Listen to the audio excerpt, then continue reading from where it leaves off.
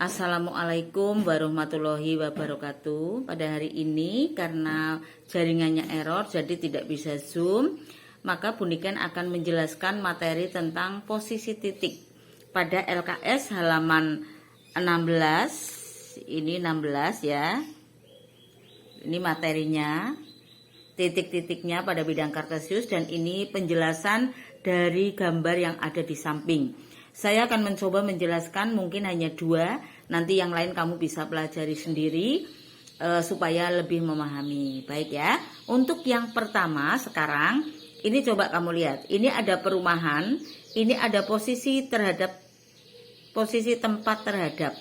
Berarti cara bacanya perumahan terhadap pos utama. Nah, pos utama mana? Kita lihat pada gambar ini. Ini adalah pos utama.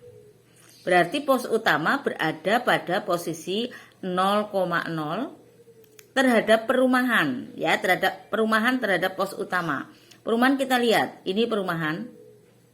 Nah, sekarang kita akan melihat pergerakannya kalau dari pos utama. Jadi kalau berarti pos utama itu merupakan acuannya, berangkatnya dari pos utama. Jadi kalau kita mau berangkat dari pos utama, ini pos utamanya, menuju perumahan. Coba perhatikan baik-baik gambar ini. Ini bergerak 1, 2, 3, 4, 5, 6. Kenapa tidak 7? Karena kalau kita luruskan ke atas, titik perumahannya tepat di 6. Lalu untuk menuju ke titik perumahan harus bergerak lagi ke atas. 1, 2, 3, 4, 5. Maka dituliskannya menjadi 6,5 koordinatnya. Artinya apa? Dari pos utama tadi bergerak 6 satuan ke kanan dan 5 satuan ke atas. Ya, cukup jelas. Kemudian kita lanjut kedua, perumahan terhadap tanah lapang. Berarti tanah lapang itu sebagai acuannya, sebagai terminal, sebagai tempat pemberangkatan. Kita lihat lagi pada gambar sebelah kiri. Tanah lapang ini. Perumahan ini. Berarti dari tanah lapang menuju perumahan harus berjalan berapa? Silakan dihitung. Cari yang ke kanan ke kiri dulu. Jangan sampai ke atas ke bawah dulu ya. Maka ini Buniken akan tunjukkan. Tanah lapang 1, 2, 3, 4, 5, 6, 7, 8, 9, 10 kotak. Lalu untuk pas ke perumahannya naik dia 1, 2. Maka berarti pasangan koordinatnya menjadi 10,2. Artinya apa? 10 satuan ke kanan, 2 satuan ke atas. Ya. Semoga bisa memahami. Kemudian yang ketiga ini kolam. Berarti perumahan terhadap kolam. Berarti cari lagi di gambar sini, kolamnya mana? Ini kolam. Perumahannya ini tetap ya. Nah, kita lagi cari. Bergerak lagi berarti berarti ke kanannya gerakan. 1, 2, 3, 4, 5, 6, 7, 8, 9. Terus masih ke atas lagi. 1, 2, 3, 4, 5, 6, 7, 8. Maka di sini pasangan koordinatnya 9 ke kanan, 8 ke atas. Maka 9,8 ya. Itu contoh yang pertama. Sekarang Buniken terangkan juga untuk contoh yang kedua. Contoh yang kedua di sini adalah pemakaman terhadap pos utama. Berarti tadi lihat kiri lagi gambarnya. Ini pos utama ya. Kemudian pemakaman ini.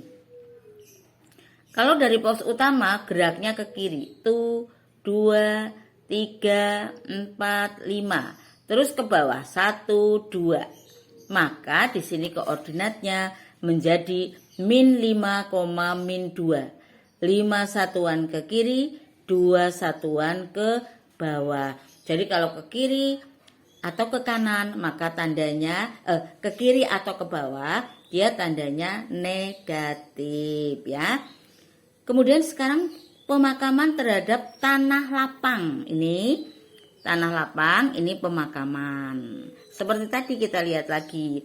Mana pemakaman, kemudian tanah lapangnya ini berarti bergeraknya dari tanah lapang. Bergeraknya kemana? Nggak mungkin ke kanan tuh, tapi ke kiri. 1, terus ke bawah, ya. Nih, terus ke bawah. 1, 2, 1 ke kiri, ya. Terus ke bawah. 1, 2, 3, 4, 5. 5 ke bawah. Maka pasangan koordinatnya menjadi min 1, min 5. Artinya 1 satuan ke kiri dan 5 satuan ke bawah. Kemudian terhadap kolam. Kolamnya mana? Ini kolam. Ini kolam. Kolam terhadap pemakaman. Dia bergeraknya nggak ke kanan, tapi ke kiri. 1, 2. Berarti negatif 2. Ke atas 1, positif. Maka nanti di sini menjadi min 2,1. Artinya 2 satuan ke kiri, 1 satuan ke bawah. Ya, Bunikan cukupkan sampai di sini untuk keterangan contohnya. Nanti kamu bisa pelajari tentang pasar, teka-teki, tenda, dan pos 1 dengan memperhatikan gambar. Setelah itu, kamu silakan kerjakan kegiatan siswa. Ini kegiatan siswa halaman 16 ya, halaman 16. Ini gambarnya, ini soalnya sampai dengan halaman 17. Ini ya. Ini halaman 17. Nah, nanti pada yang pertama Bunikan beri contoh, ini adalah aliran sungai. Yang pertama, yang A, coba sebutkan 5 koordinat titik yang dilalui oleh aliran sungai. Berarti kamu suruh cari titik yang ada di aliran sungai ini. Nah, misalnya yang pertama titik A, berapa koordinatnya? Koordinatnya berapa? Kita tarik ke bawah dulu. Kenapa nggak ke kiri? Selalu kita tariknya ke X dulu. Menunjukkan angka min 7, yang ke kanan ke 7. Maka pasangan koordinatnya min 7,7. Mana lagi? B. Tarik lagi ke bawah. Min 6, ke kanan 4. Maka min 6,4. Itu maksudnya titik-titik yang berada pada aliran sungai. Kamu suruh menyebutkan 5. Bunikan sudah beri 2 titik. Silakan 3 titik yang lainnya. Kemudian yang B, menyebutkan titik-titik yang dilewati aliran sungai, tetapi pada kuadran 1, 2, 3, dan 4. Kemarin sudah dijelaskan ini kuadran 1, 2, 3, 4. Silakan titik-titik yang berada pada kuadran 1 dengan lihat gambar disebutkan. Dan seterusnya ya. Silakan, saya kira cukup sampai di sini. Semoga penjelasan Bunikan kali ini bisa dipahami oleh kamu. Dan kalau kamu belum jelas, kamu boleh call atau mungkin bertanya sama Bunikan lewat WhatsApp. Terima kasih atas perhatiannya. Assalamualaikum warahmatullahi wabarakatuh.